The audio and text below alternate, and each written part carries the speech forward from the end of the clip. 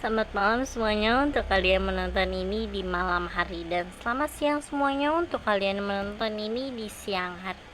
Tak kenal maka tak sayang, maka dari itu mari kita berkenalan agar tambah sayang. Perkenalkan, nama saya Kartika Mesya Kirani dari kelas 12L. Ketika bumi berteriak, apakah kita mendengarnya? Para hadirin yang saya hormati, izinkan saya mengajak kalian semua ke sebuah momen yang mungkin benar-benar kita tidak perhatikan. Momen ketika kita bangun pagi, membuka jendela, dan merasakan udara yang semakin panas dari tahun ke tahun. Momen ketika hujan turun bukan karena musimnya, serta momen ketika banjir datang bukan karena sungai yang meluap, tetapi karena kita sendiri yang merupakan sungai itu. Semua itu bukan sebuah kebetulan, melainkan suara bumi, lebih tepatnya teriakan bumi.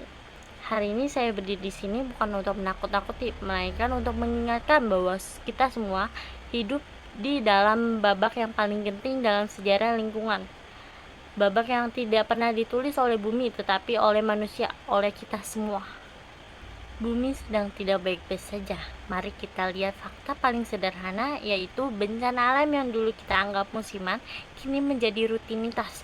Cuaca ekstrim yang bukan sebuah kejutan, melainkan kenyataan.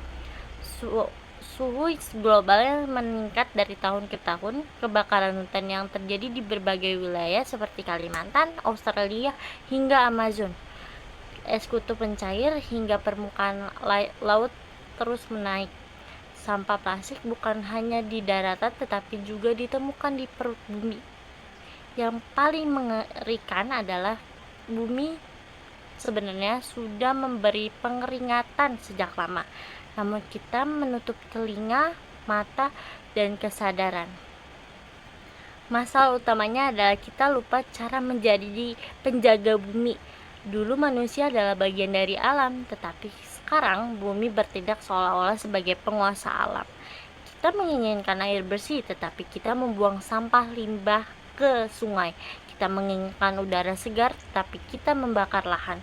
Kita menginginkan cuaca yang stabil, tapi terus menebang hutan yang merupakan paru-paru dunia. Kita menuntut bumi menyediakan segalanya, tetapi jarang menanyakan apa yang telah kita berikan kembali.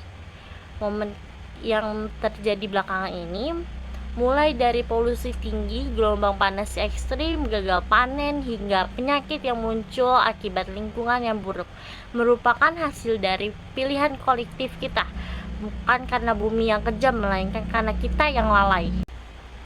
Mengapa teriakan bumi tidak pernah kita dengar? 1. Karena perubahan terjadi secara perlahan-lahan. Perubahan iklim terjadi diam-diam. Kita cenderung merasa panik ketika bahaya sudah tepat di depan mata. Kedua, karena kita sibuk dengan kehidupan masing-masing. Kita mengejar kenyamanan serta konsumsi tanpa memikirkan konsekuensi, serta lupa bahwa kenyamanan itu dibayar oleh hutan, laut, dan udara. 3. Kita merasakan masalah ini terlalu besar dan bukan urusan pribadi, padahal setiap sampah yang kita buang sembarang serta setiap plastik yang kita pakai sekali lalu kita lupakan adalah bagian dari masalah itu sendiri. Apakah kita punya harapan? Jawabannya adalah ya, tetapi waktu semakin terbatas. Harapan ada ketika anak-anak muda mulai memimpin gerakan lingkungan, sekolah mengajarkan pendidikan ekologi, komunitas peduli sampah bermunculan, pemerintah membuat kebijakan energi hijau, dan ketika kita mulai sadar bahwa perubahan besar dimulai dari tindakan kecil. Apa yang bisa kita lakukan sekarang? 1. Mengurangi sampah sekali pakai. 2. Menanam pohon dan merawat ruang hijau. 1 pohon memang tidak menyelamatkan dunia, tetapi dapat menyelamatkan udara di sekitarnya. 3. Menghemat listrik dan air. 4. Mengedukasi lingkungan sekitar. Perubahan bukan hanya soal tindakan, tetapi soal kesadaran. 5. Menolak sikap masa bodoh. Karena musuh terbesar lingkungan bukan polusi, melainkan ketidakpedulian. Teriakan yang tidak boleh kita abaikan.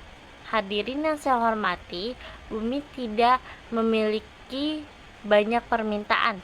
Ia hanya meminta kita berhenti sejenak dan mendengarkan suara hutan yang hilang, mendengarkan laut yang penuh sampah, mendengarkan angin panas yang membawa pesan, mendengarkan sungai yang mulai mati. Pertanyaannya bukan lagi apa bumi akan bertahan, karena bumi sudah bertahan miliaran tahun. Ia akan bertahan baik-baik saja atau tanpa kita. Pertanyaan yang sebenarnya adalah apa kita ingin ikut bertahan bersama bumi? Mari kita jawab pertanyaan itu dengan tindakan, bukan hanya sekedar kata-kata. Ini saja yang mungkin saya sampaikan, dan ya, terima kasih.